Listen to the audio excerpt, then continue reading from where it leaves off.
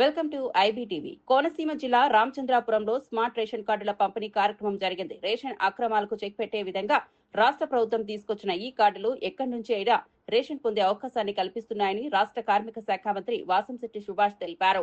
ముచ్చుమిల్లి గ్రామంలోని 17వ వార్డు చౌకదారుల దుకాణంలో జరిగిన ఈ కార్యక్రమంలో మంత్రి సుభాష్ ముఖ్య అతిథిగా పాల్గొన్నారు.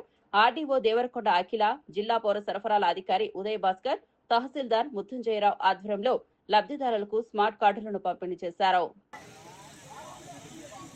రేషన్ సరుకులు గత ప్రభుత్వంలో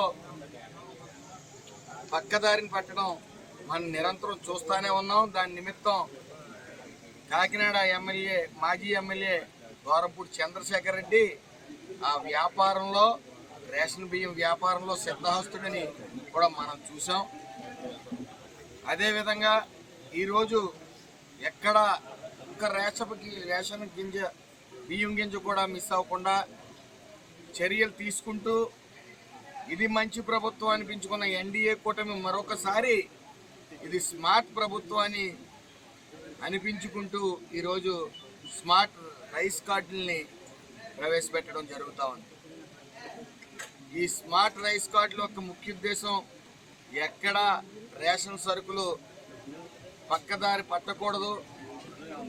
ప్రతి బియ్యపు గింజ, ప్రతి సరుకు ఏదైతే ప్రభుత్వం నుంచి వస్తుందో అది నేరుగా లబ్ధిదారుడికి అందే విధంగా చర్యలు తీసుకోవడం జరిగింది. అలాగే అత్యాధునిక సాంకేతిక పరిజ్ఞానంతో ఈ యొక్క కార్డు రూపొందించడం జరిగింది. ముఖ్యంగా ఈ రాష్ట్రంలో 1,43,00,000 స్మార్ట్ రైస్ కార్డులను ఈరోజు అందరికీ అందజేస్తా ఉన్నాం. సుమారు ఈ యొక్క రామచంద్రపురం మండలంలో ఈరోజు 58 డిపోలకు గాను ఇక్కడ 34,252 స్మార్ట్ కార్డుల్ని ఇవ్వడం జరిగింది. అదేవిధంగా మనం చూసాం ఈ యొక్క స్మార్ట్ కార్డులో ఏటీఎం కార్డు ఎలా ఉందో, ఆధార్ కార్డులు ఎలా ఉన్నాయో అదేవిధంగా క్యారీ చేయడానికి ఈజీగా ఈ సైజులో, ఏటీఎం కార్డు సైజులో ఈ స్మార్ట్ రైస్ కార్డులు ఇవ్వడం జరుగుతూ ఉంది.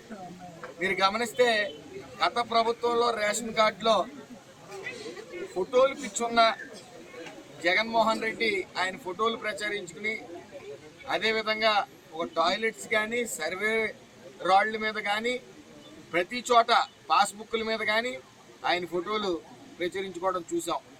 మరి ఈ ప్రభుత్వం, ఈ మంచి ప్రభుత్వంలో కేవలం రాజముద్ర, అదేవిధంగా లబ్ధిదారుడి ఫోటో మాత్రమే ఇందులో ఉండటం జరిగింది.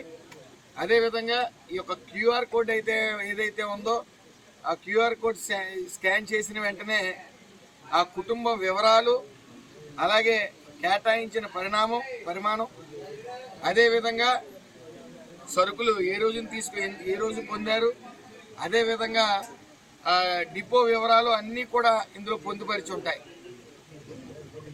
అయితే